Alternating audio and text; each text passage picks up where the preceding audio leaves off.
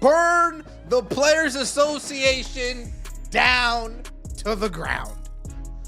What the heck? The business of professional sports is not about what happens on the basketball court. The games, the highlights, the records, that is simply the marketing department. The real game, the one that dictates the future of entire leagues, is played in sterile boardrooms by lawyers, billionaires, and union executives. It is a game of leverage, information, and psychological warfare. And right now, inside the Women's National Basketball Association, the players are losing this game in the most humiliating, self-destructive way imaginable. For the past 17 months, the WNBA Players Association has been selling the public a masterclass in deception. Through highly produced hype videos, aggressive social media campaigns, and carefully coordinated press conferences, the union leadership projected an image of absolute, impenetrable solidarity. They told the world that the players were entirely united, completely informed, and absolutely prepared to burn the current collective bargaining agreement to the ground in order to demand their rightful share of the league's exploding revenue. They painted a picture of a fearless sisterhood, standing shoulder to shoulder against the billionaire ownership class. But behind closed doors, that sisterhood is nothing more than a mirage.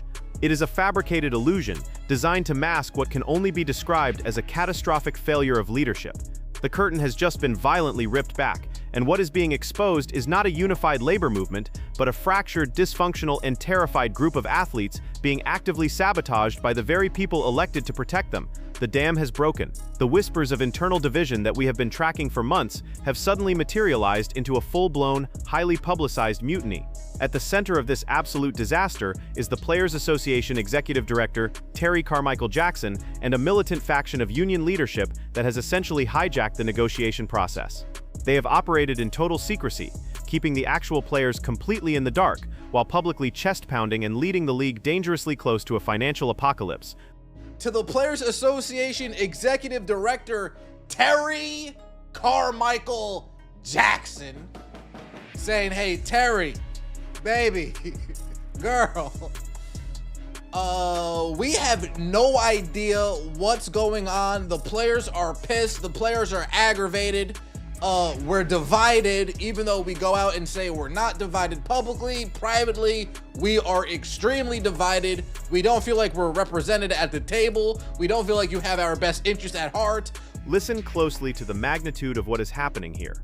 Breanna Stewart and Kelsey Plum, two of the most powerful, influential, and recognizable superstars in the history of the WNBA, have just fired a warning shot directly into the chest of their own union leadership. They did not just leak a minor grievance, they drafted a formal, 3-page letter detailing a horrifying reality. The players are pissed, the players are divided, and most damning of all, the players have absolutely no idea what is actually happening at the negotiating table. In the high-stakes world of corporate negotiations, information is the most valuable currency on the board. If you do not have information, you do not have a seat at the table. You are not a participant, you are a pawn. The fact that the vice presidents of the union are explicitly stating that they do not feel represented and that their leader does not have their best interests at heart is a structural earthquake. It means the entire public posture of the WNBA over the last year and a half has been a complete and utter lie. And Breanna Stewart wrote a letter acquired by ESPN to the Players Association Executive Director Terry Jackson that expresses, quote, serious concerns about how the Players Association is handling current negotiations for a new collective bargaining agreement. You ever seen White Chicks? When a confidential, explosive letter of this magnitude makes its way into the hands of ESPN, it is not an accident. It is a desperate, calculated act of political warfare. Stewart and Plum recognized that the internal mechanisms of their own union were completely broken. They realized that going through the proper channels was useless because the channels themselves were corrupted. Leaking this letter to the most powerful sports media entity on the planet was the only way to bypass the internal blockade and force the union leadership to answer for their gross negligence. But the contents of this letter expose something far darker than simple incompetence. It exposes a deliberate strategy of psychological manipulation and information suppression. When professional athletes attempt to ask basic questions about their own financial future, about the very contract that dictates their livelihood, and they are made to feel as though they are committing treason against the union, you are no longer operating a labor association, you are operating a cartel. The militant wing of the WNBPA has cultivated an environment of total fear. They have weaponized the concept of solidarity to demand blind, unquestioning loyalty from the rank-and-file players. They know that the middle-tier players, the women who rely on every single paycheck just to survive, are absolutely terrified of a lockout. But instead of addressing those fears, the leadership has silenced them. They have effectively told the players to shut up, fall in line, and trust the process. But what exactly is that process? For 17 months, the union has postured. They opted out of the previous collective bargaining agreement with massive fanfare. They published 14-page documents chastising reporters. They demanded a ridiculous, completely unfeasible 27% revenue share while refusing to negotiate off the league's actual proposals. They acted as though they were executing a flawless, highly sophisticated master plan. The reality is so embarrassing, it almost defies belief.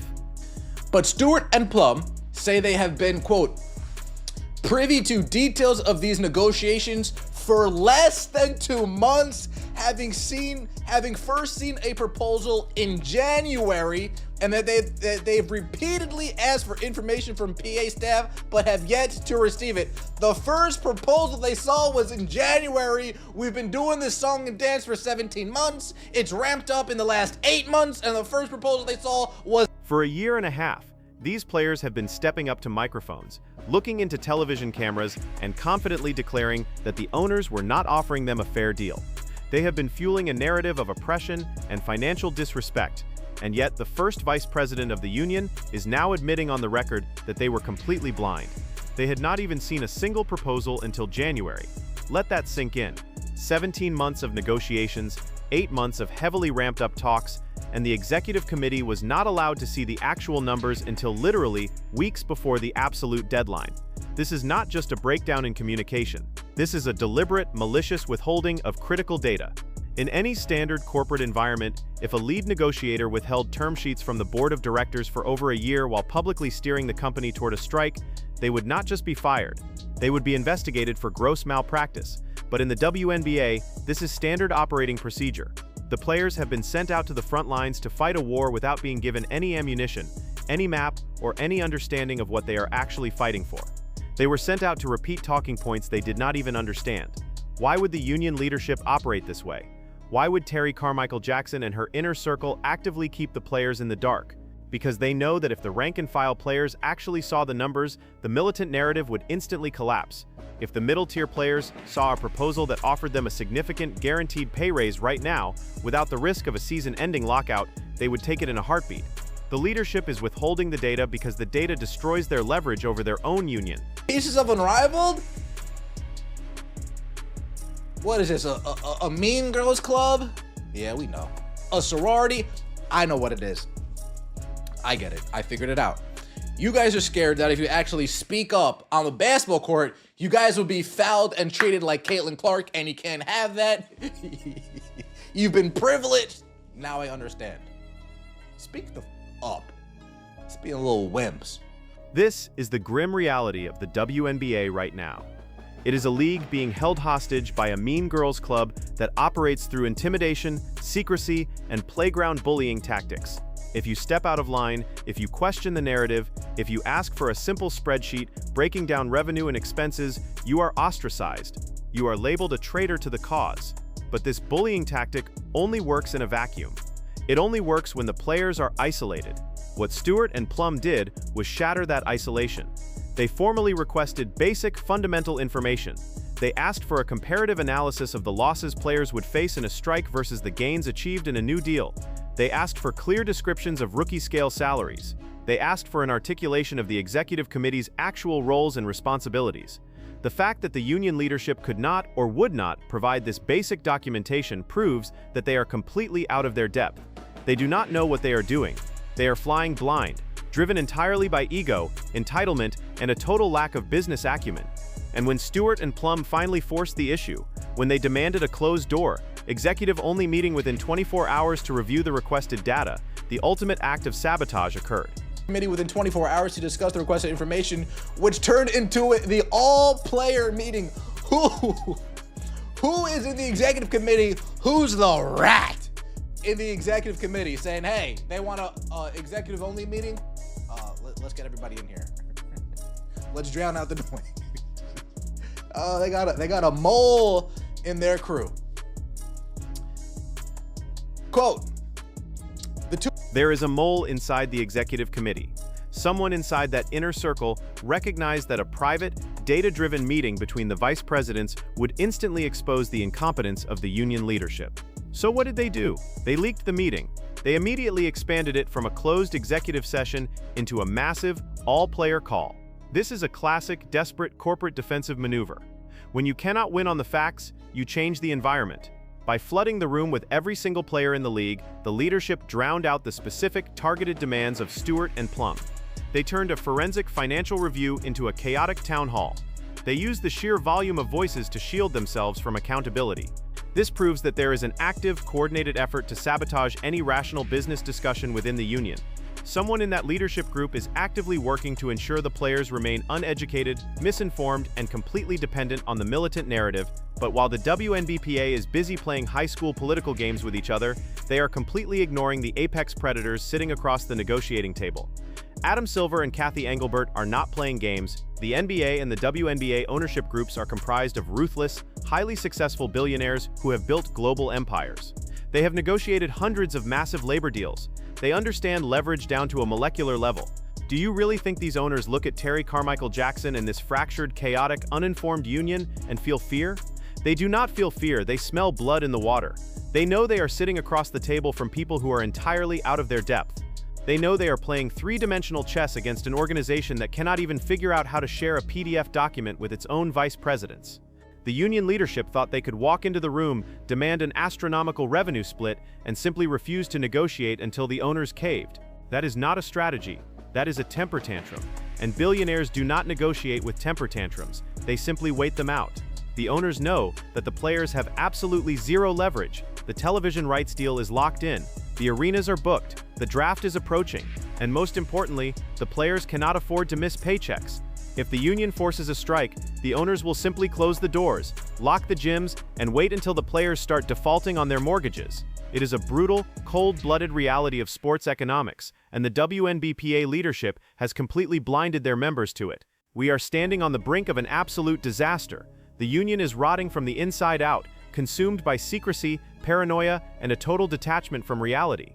If the rational, business-minded players like Stewart and Plum cannot successfully execute this mutiny, if they cannot wrestle control of the narrative away from the militant faction and bring these negotiations back to planet Earth, the WNBA is going to burn. A strike would not just pause the momentum of the Caitlin Clark era, it would destroy it. The new fans who just discovered this league will not wait around for a chaotic, disorganized union to figure out its internal politics. They will simply turn off their televisions and move on to a sport that actually functions.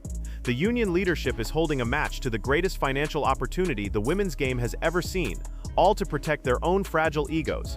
The blind are leading the blind directly off a cliff.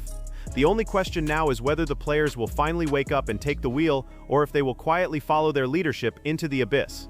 I want to hear from you. Get down into the comments right now. Are you shocked by the level of dysfunction inside the WNBPA? Do you think Breanna Stewart and Kelsey Plum can actually save this union, or is it already too late to avoid a strike? Let me know your thoughts. If you want the aggressive, unfiltered truth about the business of sports that the mainstream media refuses to cover, make sure you hit that subscribe button, turn on the bell notifications, and share this video. We do not do sanitized PR narratives here. We expose the reality hiding in the shadows. Stay sharp, and I will see you in the next one.